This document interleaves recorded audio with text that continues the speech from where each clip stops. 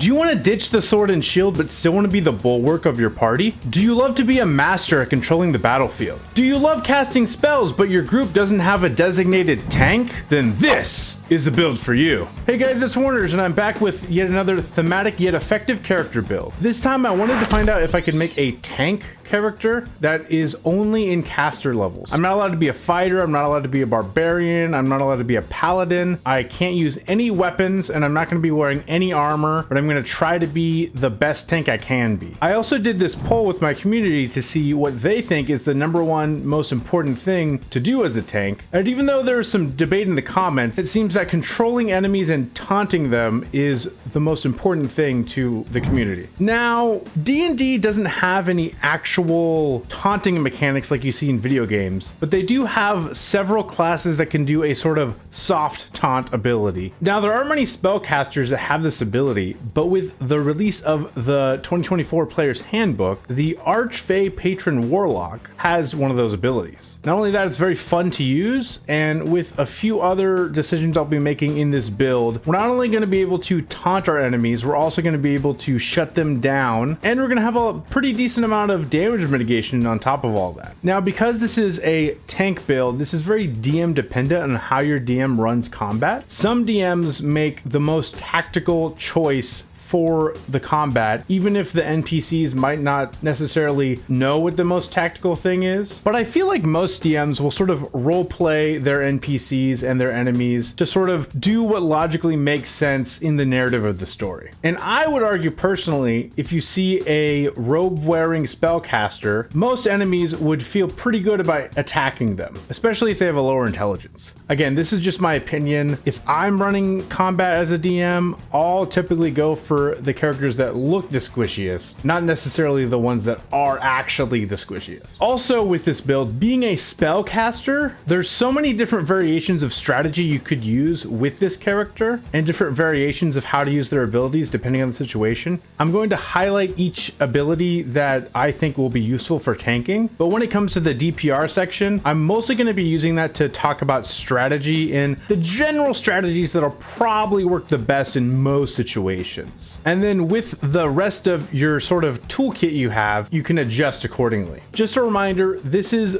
mostly for fun. You don't have to do exactly what I say. If you want to make this build at home for your character, adjust anything you feel like you want to. This is just my opinion. I tend to focus on thematics a little bit more than optimization, but of course this is very much an optimized build as well. So just keep that in mind. Totally comment down below what you would do differently, but just know that I'm not going to say you're wrong. You're probably right.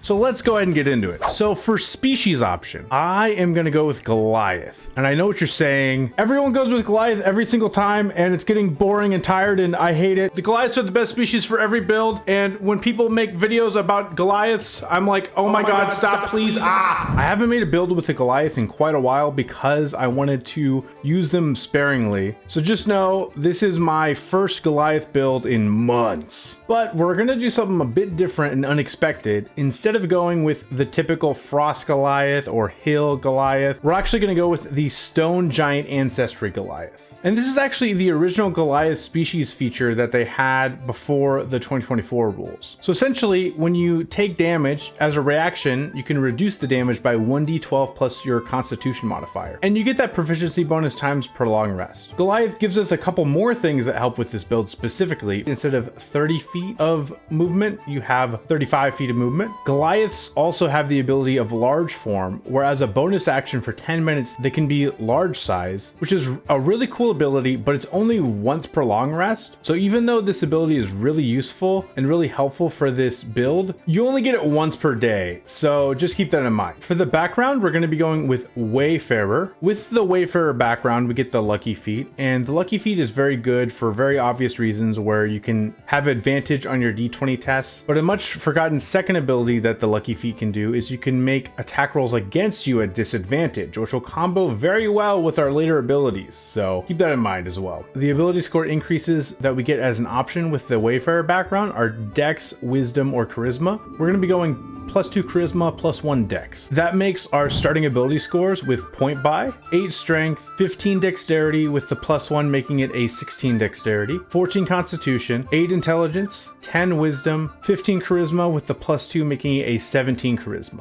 In level 1, we're actually going to be going sorcerer. This gives us quite a few things. It gives us proficiency in constitution saving throws, which is going to be really helpful as a tanky spellcaster. And we're planning to go into sorcerer anyway for a few levels, so we might as well pick it up at first level to get that constitution saving throw proficiency. But just know that this mostly is going to be a warlock build. We also get access to mage armor and the shield spell right at first level, so that's very helpful. For starting equipment, you are not going to be using any weapons or wearing any armor this whole build, so get yourself a spellcasting focus, and that's about all you need. You can just take gold for all the rest if you want. And now that we're done with level 1, let's go more in detail from level 2 to 6. So first of all, for spells, you probably want to get Ray of Frost. It reduces speed by 10 feet, which is a nice little cantrip to have. Mind Sliver, -1d4 to your next saving throw. Firebolt, just for good damage. Sorcerer's Burst, just to have a variety of different damage types you can use. Absorb Elements for your first level spell.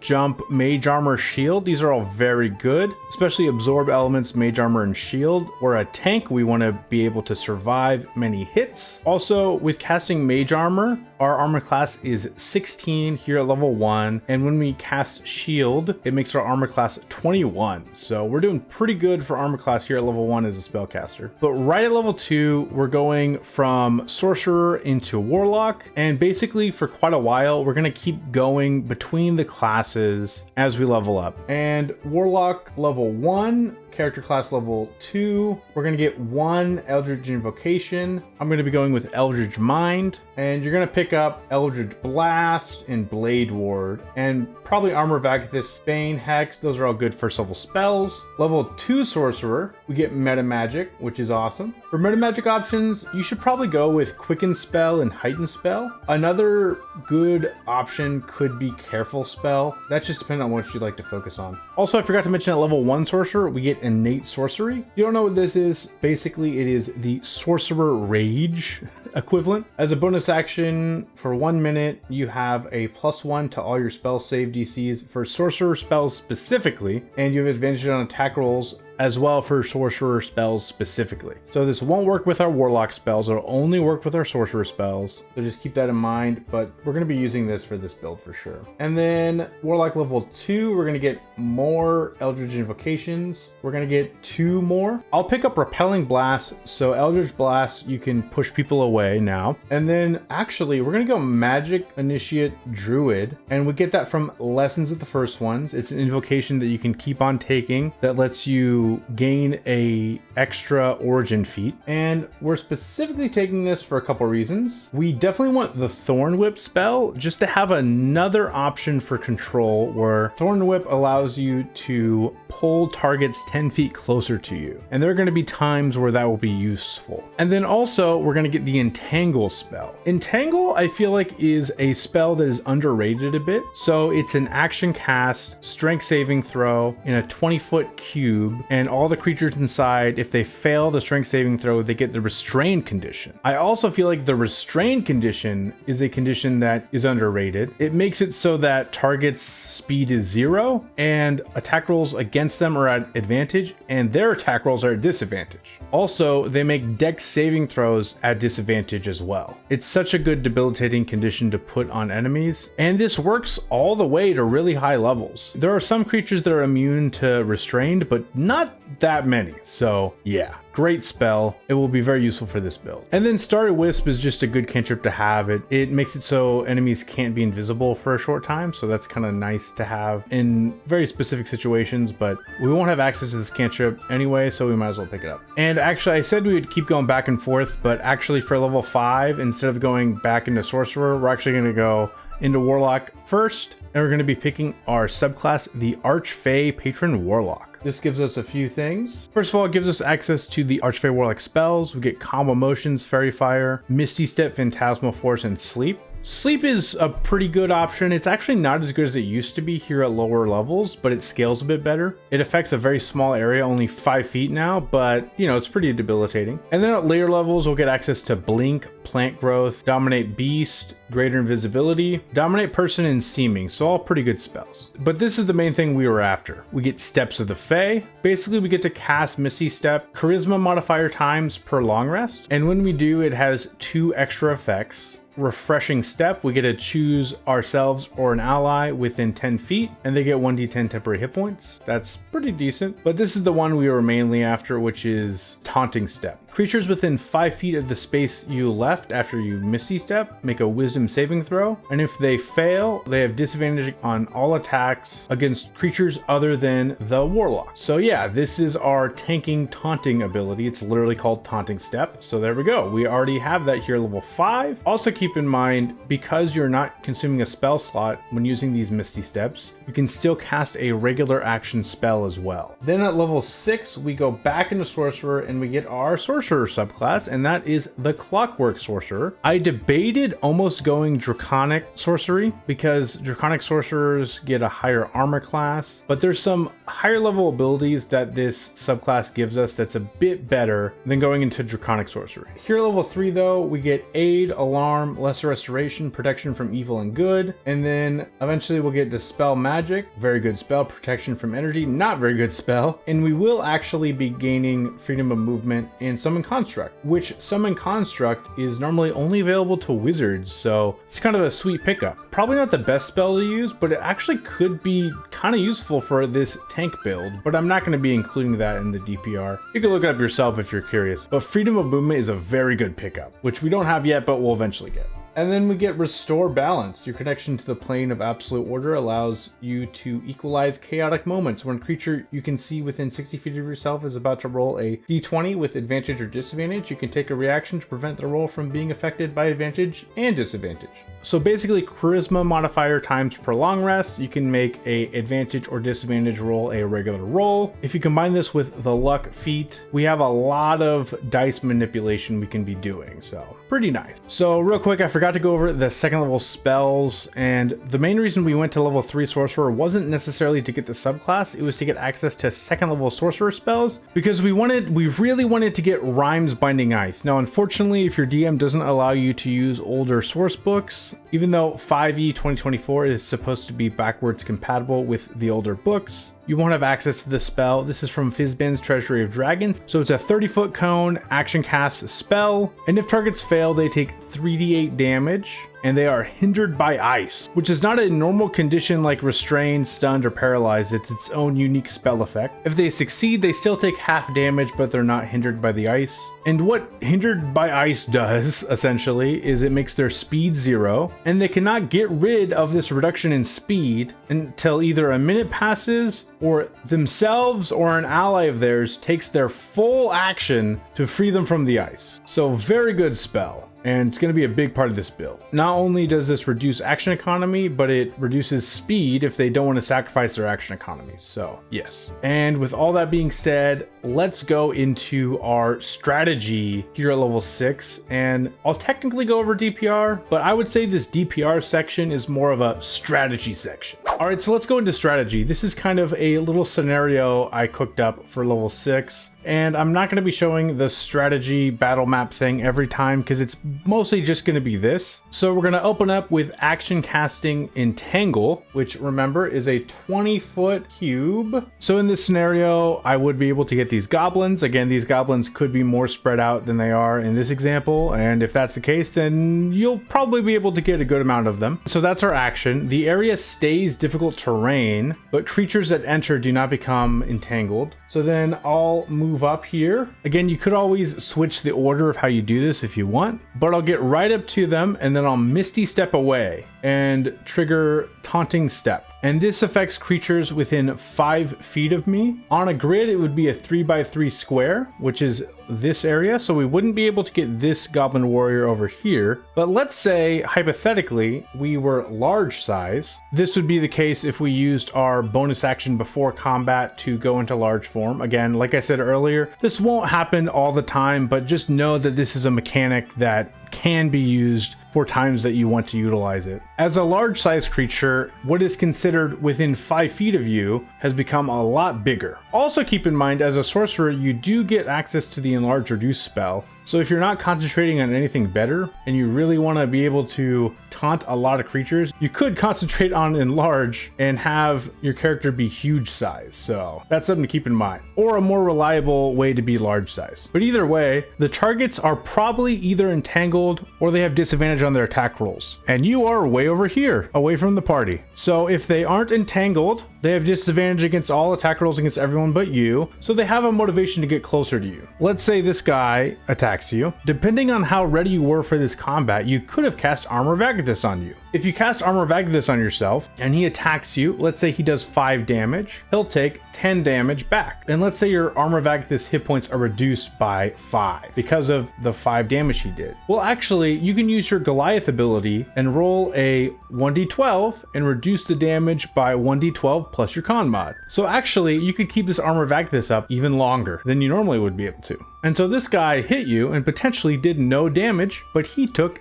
10 cold damage from hitting you. Turn 2 rolls around and it's your turn to go. You have a couple things you can do. First of all, we're going to be using our action to cast Rhyme's Binding Ice. Remember, it's a 30-foot cone. You don't even have to get up, and you could probably get at least 2 of the goblins. But you could also, eat an opportunity attack. You have Armor of Agathis up. Let's say you eat an opportunity attack. He takes 10 more damage. You use your reaction for either shield or the Stone Goliath ability. Boom, Rhyme's Binding Ice those guys. And then if you want, you could just Misty Step, run away from this guy and go like somewhere over here. Remember also, you have Repelling Blast and you have Quicken Spell. If some things are already restrained or their speed is 0, you can push people around with Repelling Blast. You can keep casting Rhyme's Binding Ice. You could concentrate on a different spell if you want, but either way, every turn you're going to be able to push people around. You're going to be able to make their speed 0. You're going to be able to potentially restrain them. And also, I forgot to mention, in round 1, you might want to use Sorcery Incarnate to make those Rhyme's Binding Ice saving throws a bit higher.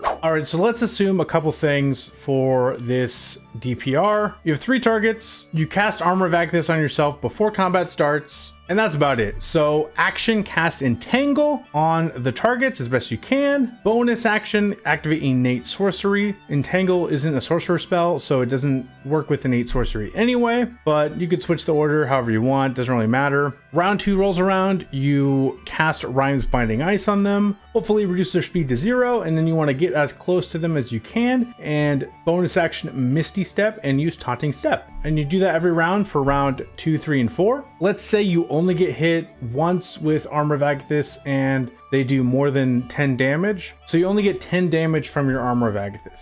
Because you have the Stone Giant reaction ability, I think it's going to be a lot more damage than 10 damage you get from this, especially at this level. But for the sake of not being too generous with our damage calculations, let's say you only get Armor of Agathis damage off once. The DPR here at level 6 is 25.75 against 3 targets, which is not super high, but again, this build is way more about control than anything else. All right, and then we got our next level tier. We got levels 7, 8, and 9. We're gonna be going 2 levels into Warlock and 1 more level into Sorcerer. We're actually gonna be able to pick up 2 feats because of this, right after each other, and we're gonna get access to some 3rd level spells, as well as 2 more Eldritch Invocations. So at level 4 Warlock, we're gonna be picking up Warcaster. This is so we can get our Charisma to 18, and also now we can use opportunity attacks to cast spells, which will be very good for this build. And then we can free up an Eldritch Invocation slot. We no longer need to have Eldritch Mind because Warcaster gives us that same ability where we have advantage on our Constitution saving throws to maintain concentration on spells. And I switched to Armor of Shadows for that Eldritch Invocation. This makes it so that we no longer have to use a 1st level spell slot to cast Mage Armor in the morning. We can now cast it at will, so that's nice. And then for our 2 new invocations, we picked up 2 iterations of Lessons of the first one. We picked up the Tough Feat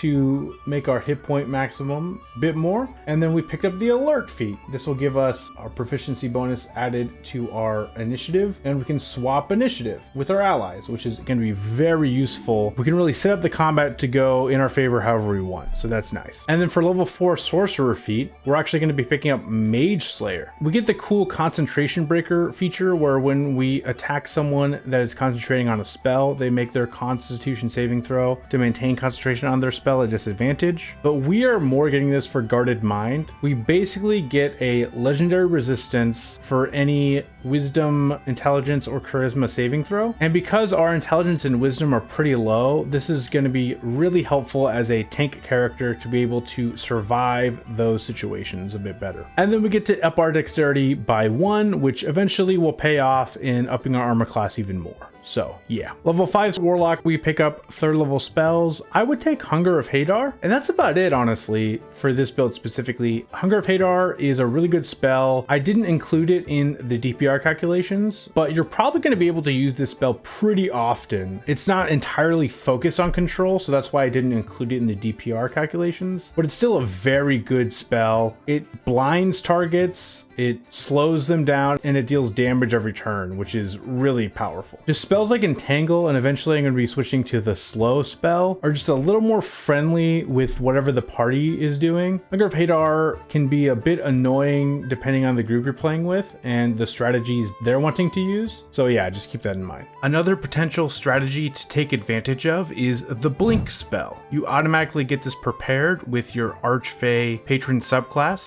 at level 5 warlock. I could see this being used in situations where the party isn't in danger, and basically how it works is every turn, at the end of your turn, you have a 66% chance to vanish into the ethereal plane, and after the initial action cast, it is a spell that lasts for a minute without concentration, so you could get to some crazy mischief, especially because at the beginning of your turn, if you vanished at the end of your last turn, you can move 10 feet from where you vanished from. This spell opens up some pretty creative and chaotic combos. So for level 9 DPR, we did get our Armor of Agathis up to 15 with a level 3 spell slot. And we're going to continue our Entangle round 1 with innate sorcery, and then Rhymes Binding Ice and Taunting Step for round 2, 3, and 4. But one difference is the second round of combat, we're going to be able to use that Rhymes Binding Ice at 3rd level, so it ups the damage a bit. And so that makes our level 9 DPR 29.6 DPR. And remember, this is 3 targets, but mostly focusing on controlling them anyway, so we're not really worried about the damage as much anyway.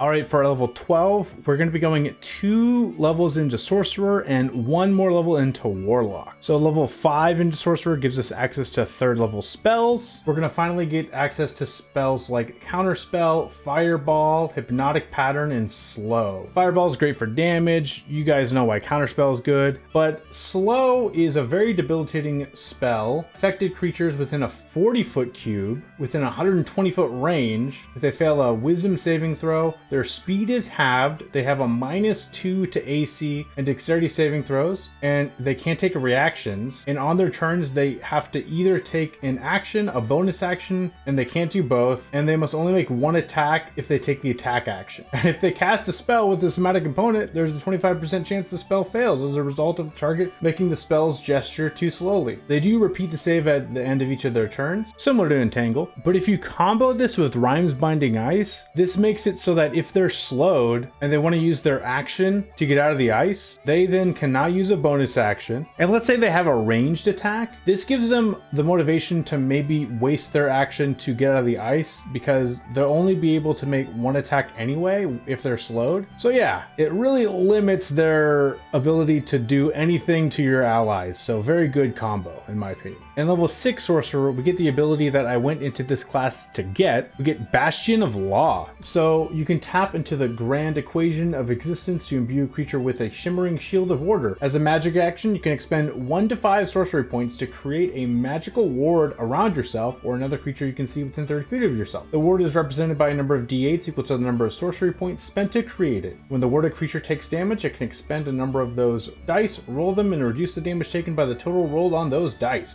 The ward lasts until you finish a long rest or until you use this feature again. So keep this in mind. This lasts until your long rest. So you can wake up in the morning, use 5 sorcery points. Now you have 5 d8s that you can use anytime you take damage to reduce the damage. Also, this doesn't cost your reaction. That means you can combo this with the Stone Giant Ancestry ability that you get from Goliath. There's also not a limit to how many you can use at once. So let's say you're taking a really big hit from the boss monster. You can reduce the damage by 5d8 plus 1d12 plus your con mod. Again, then you're all out of these dice, but again, you can just use an action to gain these back again. Yes, it costs 5 sorcery points, but remember, with the new sorcerer, you can switch out spell slots for sorcery points, and it doesn't cost an action anymore. And also remember, you're a warlock. You get spell slots back on a short rest. So depending on how your DM runs short rests,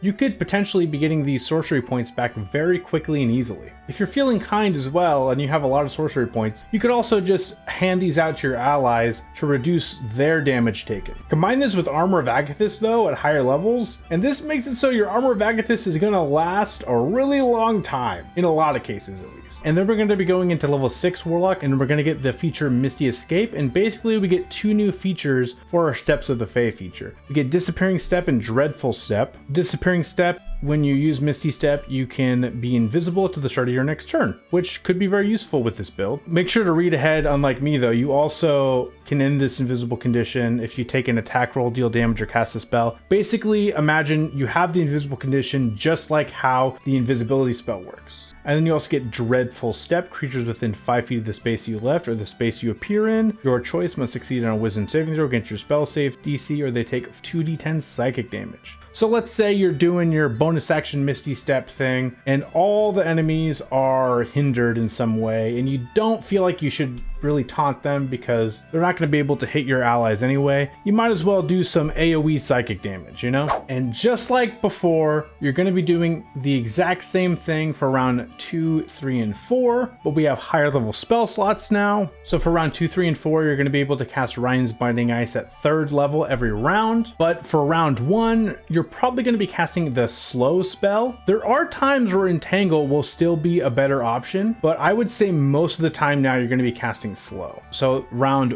1, bonus action, use innate sorcery, and because you have innate sorcery and this is a sorcerer spell, you're going to up that spell save DC by 1, and then you're going to cast slow, and then like I said, round 2, 3, and 4, you're going to do the usual Ryan's Binding Ice, Taunting Step combo. Armor of Agathis is still 15 temp HP at this level, and with all that being said, the DPR for level 12 is 34.8. So we're taking a break from adding sorcerer levels for the level 15 breakdown. We're going to be going 3 levels into Warlock. Level 7 Warlock, we're going to get access to level 4 Warlock spells. Dimension Door is definitely a good pick here. There's obviously other good 4th level spells, but that's the main one I would be looking at for that. Then level 8 Warlock, we're going to be getting another ability score improvement or feat. We're going to go with +2 in charisma to get our charisma to the max of 20. And then level 9 Warlock, we get this Contact Patron feature. We basically can cast the Contact Other Plane spell without using a spell slot once per day, which is a nice spell, but not like super important for this build. And then level 9, we of course get access to 5th level spells, and we're going to be picking up Synaptic Static, which is a nice spell to have at this level. It does a real good amount of damage, and then it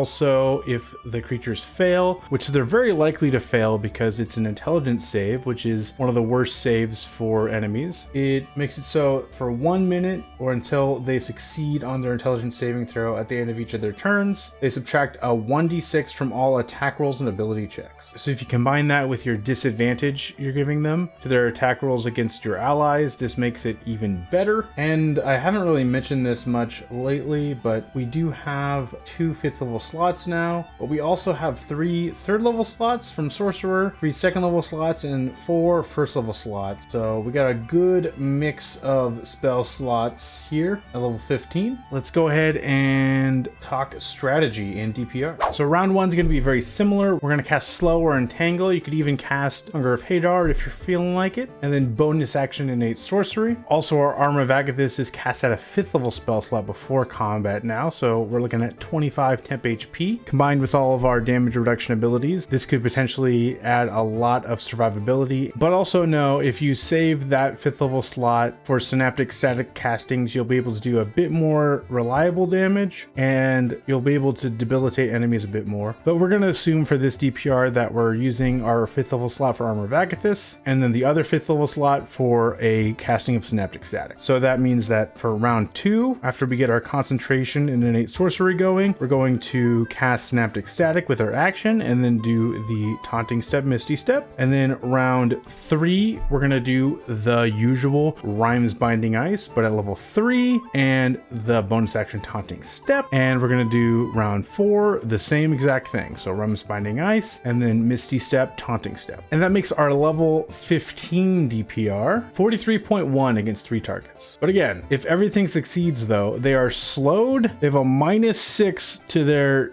D6s. They are hindered by ice that they can only escape by using their action. And they have disadvantage against all attack rolls except for attack rolls against you. And you are 30 feet away.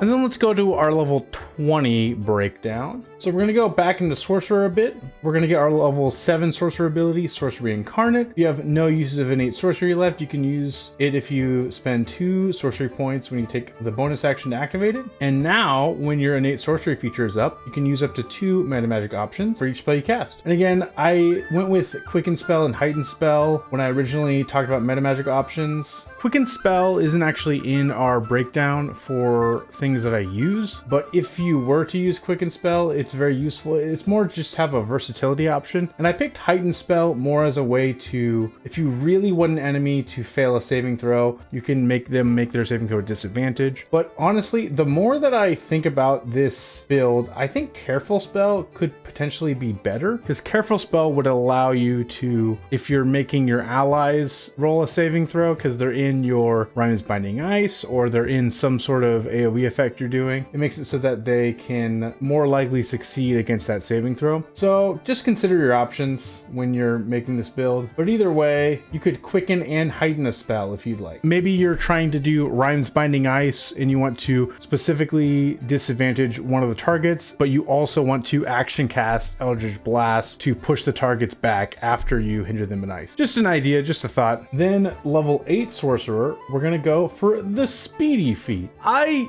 tend to use this feat a lot, to be honest, but I just think it's a really good feat, especially for builds where you want to control the battlefield and you want to be running around a bunch, which you're definitely running around a bunch with this build. This raises our dexterity by 1. This makes our AC finally 17 AC, and our speed increases to 10 feet. So our base walking speed is 45 feet. If we're in our large Goliath form, our base walking speed is now 55 feet. And then when you take the dash action on your turn, difficult terrain doesn't cost you extra movement for the rest of that turn. We're not doing that very much anyway, so it's kind of a nice little bonus. But then we also get agile movement. Opportunity attacks have disadvantage against you. So if you really don't want to get hit for an opportunity attack, it's going to be a disadvantage and you can save a luck point. So that feat does a lot for us. And then we're going to go back into Warlock and we're gonna get Beguiling Defenses at level 10. This really makes this build very good at taunting. So now, in addition, immediately after a creature you can see hits you with an attack roll, you can take a reaction to reduce the damage you take by half, rounded down. And you can force the attacker to make a wisdom saving throw against your spell save DC. On a failed save, the attacker takes psychic damage equal to the damage you take. Once you use this reaction, you can't use it again until you finish a long rest. Unless you expend a pack magic spell slot, no extra required to restore your use of it. So again, we're probably not going to be using this more than once per long rest because a whole pack slot could potentially be very expensive. But to be able to, as a reaction, reduce the damage of whatever you take by half, rounded down, combined with all of our other damage reducing abilities, we won't be able to use our Goliath ability with this because they both require a reaction. But that's probably fine because reducing by half could potentially reduce the damage by a lot more than the Goliath ability could ever do. But remember, our Bastion of Law D8s don't require a reaction, so we can reduce damage even more with those still. Either way, this is another ability that makes this tank really tanky, and we can also make them take some psychic damage, so that's nice. And then on level 11, we get our Mystic Arcanum. There really wasn't that many good choices for the Mystic Arcanum, but I decided to go with the Scatter spell, and there's a very specific reason for this. First of all, it plays well with the theme of this being a very teleporting character, but reading this spell, I realized something. Let me just read it out loud and then I'll tell you what I noticed. So it says, the air quivers around up to 5 creatures of your choice that you can see within range. An unwilling creature must succeed on a wisdom saving throw to resist this spell. You teleport each affected creature to an unoccupied space that you can see within 120 feet of you. The space must not be on the ground or on the floor. So you can teleport 5 creatures of your choice that you can see within range, and they can be enemies, but they have to fail a wisdom saving throw. One thing though that I think I always assumed when I read this spell in the past is I used to assume that you had to move with the 5 targets. You don't have to be one of those 5 targets. So you could use this in 2 ways to be a good tank. You could reposition your whole party up to 120 feet away, and if you read it, it says you teleport each affected target to an unoccupied space you can see within 120 feet of you. They don't have to be teleported to the exact same place. So you could scatter your party across the battlefield into whatever location would be best for them in the combat you're in. Or you could use it offensively and you could teleport all the enemies to wherever you want to as well, or a combination of both. Also, as we know how the new spellcasting rules work, you can cast 1 spell per turn if it consumes a spell slot. But this is a Mystic Arcanum, and this is something that I overlooked for a while. Mystic Arcanum don't use spell slots. So if you have a bonus action spell that you want to use, you can still use that. And because you're a sorcerer with Quicken Spell, you can Quicken Spell something. So you could reposition your whole party to 120 feet away in different parts of the battlefield, and then Quicken Spell Rhymes Binding Ice on all the enemies right in front of you. Now your party is separated all across the battlefield away from danger, and you're right in the thick of it, and your enemies are already debilitated by this effect. Or you could do Slow or Entangle or any of the other spells I've talked about already. Basically, I think this is your best choice for the level 6 Arcanum. And then here for our final feat, I decided to go with the Boon of Dimensional Travel. Unfortunately, all of our ability scores are already even, so we're not going to get much of a bonus from the +1 to Charisma here, but I put it in there because if you're going to want any score to eventually go to 30, depending on what kind of game you're playing, you probably want Charisma to go up that high. But the Boon of Dimensional Travel fits this build perfectly because you get blink steps immediately after you take the attack action or the magic action. You can teleport up to 30 feet to an unoccupied space you can see. Consider how this interacts with the rest of this build. You are often using the magic action twice per turn. And one of those magic actions is you teleporting 30 feet. So let's say you have a battleground that is spread out a bunch, and you got some enemies over here and some enemies over here. And let's go ahead and talk about Scatter because it's such a fun combo. In one action, you could teleport all your party members to 120 feet in different parts of the battlefield. You could then right after that teleport 30 feet to a group of enemies. You could bonus action Taunting Step them, teleport 30 feet, and then blink step again, and then be somewhere completely different. This of course is a level 20 thing, but still pretty nice. Oh, you also got 2 more invocations, and I forgot to mention them. I just went with Devil Sight and Mask of Many Faces. I didn't really mess with invocations very much because there weren't many that actually help being a tank directly very much. But yeah, just pick whatever you want for the last 2. It doesn't really matter. The level 20 DPR is basically exactly the same as the level 15 DPR. But yeah, your strategy hasn't changed quite a lot, but you just have so many more options of things you can do. So keep that in mind. But yeah, round 1, 2, 3, 4, exactly the same in my generic scenario. But the DPR is a bit lower just because you're going to be fighting stronger monsters around this time. So instead of the last time being 43.1 DPR, it is 40.6 DPR. So you are not a damage powerhouse, but dang, are you controlling the battlefield. Oh my gosh, this build has so many things it can do that it was kind of hard to mention every single thing that it can do in this video. So just know that this build is even more versatile than I probably explained. And write down in the comments any other combos that you think this build can do, or let me know if I got anything wrong, or if there's something that you would do differently if you made this build yourself. Also, this month I just released my Patreon, and for just $2 a month, you can get early access to my videos, as well as access to a special Discord channel in my Discord server, where I might give you a heads up on certain things happening on the channel, and you get a bit easier access to talking with me and other people in the community. And then my $3 tier, you get access to all of my PDFs that I release every month. This month I released the Circle of Herbalism Druid, and then next month I'm releasing the College of Pantomime Bard, which is essentially a mime bard. So if you're interested in any of that, then click the link down below in my description. Now, since you've obviously enjoyed this build video, you probably want to make magic items easier for this new character that you built. And if that's the case, check out this video right here. I go over my homebrew monster harvesting system, as well as my alternative crafting rules. Thank you guys so much for watching, and have a great rest of your day. Peace.